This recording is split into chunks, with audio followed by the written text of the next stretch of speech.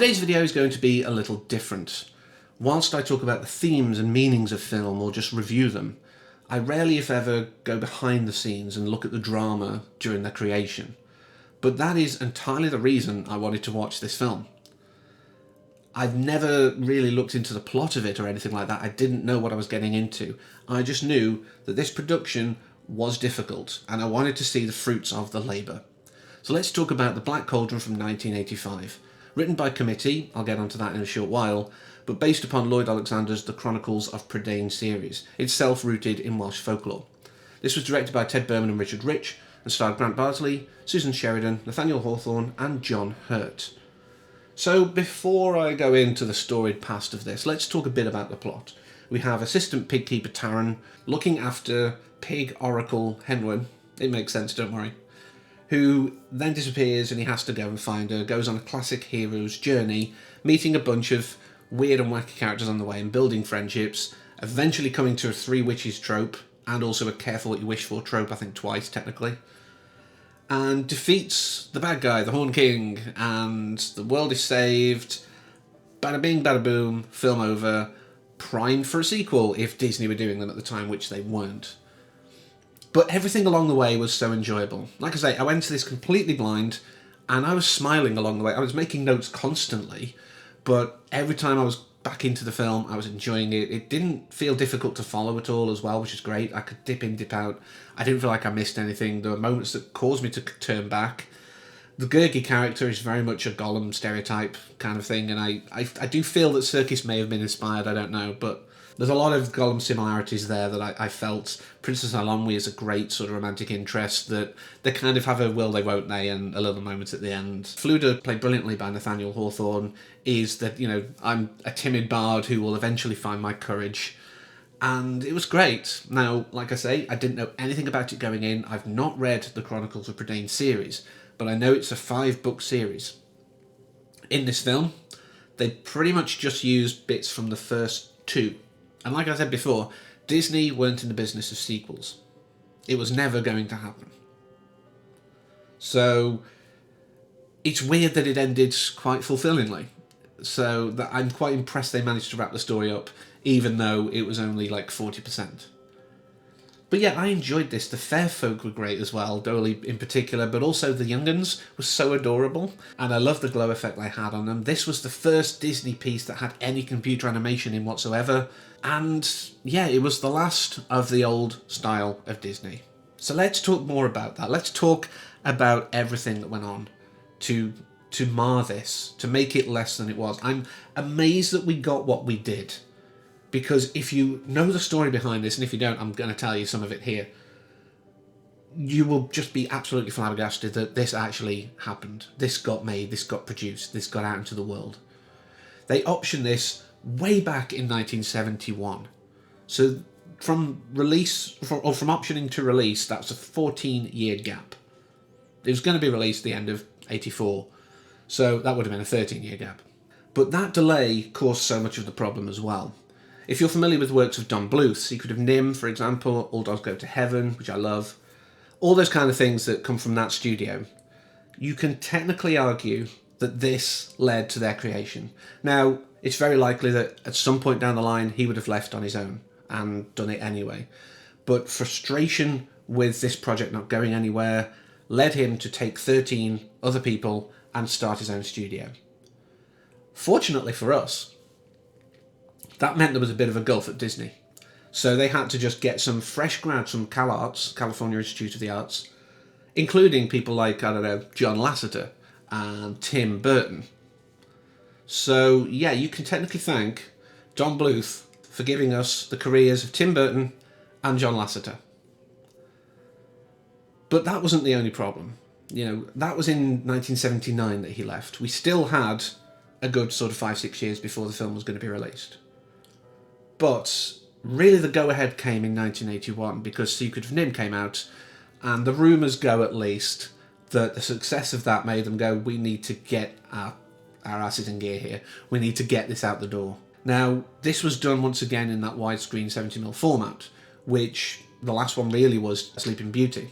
And, you know, they were using these new storyboard layout things, because that's how things were done then. I said that this was written by committee, and this is what I mean.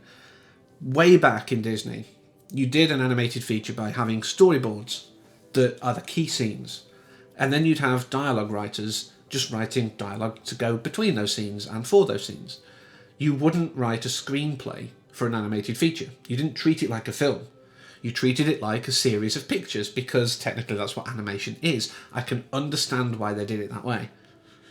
But the new storyboard formats they were using weren't the same dimensions as the ones for Sleeping Beauty.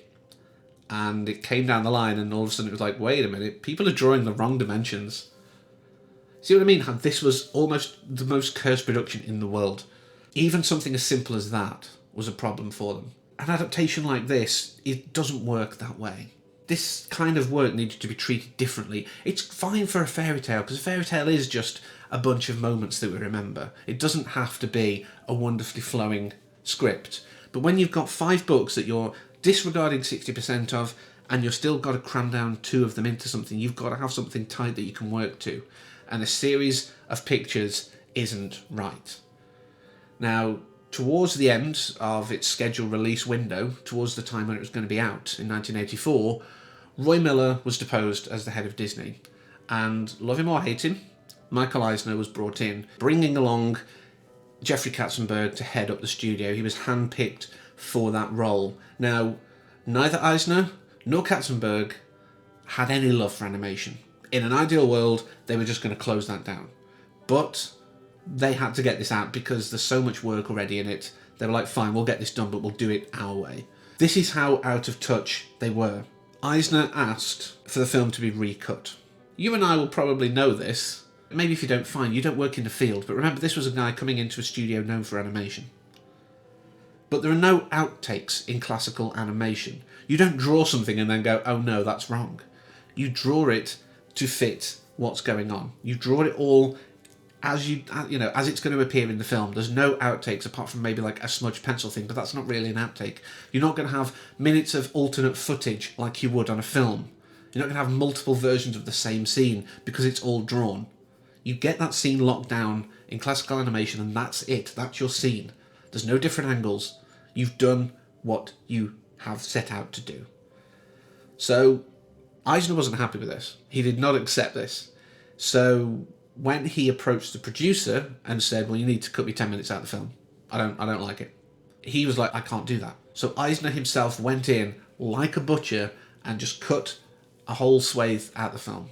Sections of one of the big set pieces that was going to be like an amazing moment in the film, the Black Cauldron moment, were cut out. And you can actually tell because it had already been scored as well. And I'll get onto the score in a short while.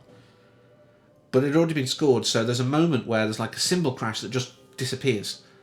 It sort of builds and disappears because that was a moment that was cut. I mean, that sequence as well was meant to have holographics and everything like that. It was meant to be an amazing moment. You'd sit in a theatre and you'd see this army of the dead coming at you, and it would be amazing, apart from the technology to achieve that at the time was ridiculously prohibitive, so they cut that out, fortunately. But it would have been great. But this was so sort of cut apart and destroyed by Eisner because he did not care for Disney, or he did not care for the animation side of Disney. There's so much here that really, really could have killed this film. It's amazing it ever got out the door. There is a weird silver lining to it. A lot of the old ways of Disney were like half days. People would come in like they'd be part-timers technically, but on full-time salaries. There was a masseuse on site actually paid for by Disney, who was also Bob Hope's masseuse, if I recall correctly. And they could just go there and just be like, I'm done animating, I've done 5 minutes, I want to go and get myself a massage. I'm doing that. Eisner was like, no, we need to treat this like a film studio. We need to have people here working because that's what your job is. You are here to work, not to go and have a massage. He moved them. This was the last film that was made at the Burbank studio, at this lush place. And he moved them to the warehouse in Glendale, which again was more focused on getting the work done. And a bit after this, we had the Disney Renaissance. We had the classics as they went back in their old style of looking at fairy tales and making them their own thing so they could technically not have fairy tales that we know them as being public domain anymore. Clever. The real version of fairy tales is the Disney one, honest. But I'm not here to talk about that. We could talk about how I hate that, as you know, for hours, but that's not what this is for. You've got to respect the fact that this turnaround in how they did business saved Disney so that it's the powerhouse it is today. Without this moment in time as the sort of absolute low point of Disney, as the point that they were not able to make a profitable piece, considering how much they were loved by families before this. This was the absolute trough for Disney, and they had to climb out of it or they would fail. And like I say, love him or hate him, and all the changes and people he brought in, Eisner managed to pull Disney out of the mire. He managed to bring them back as a contender on the world stage, and like I say, we've got the situation we have now, where Disney are one of the big three, I guess, that are out there, and that's amazing.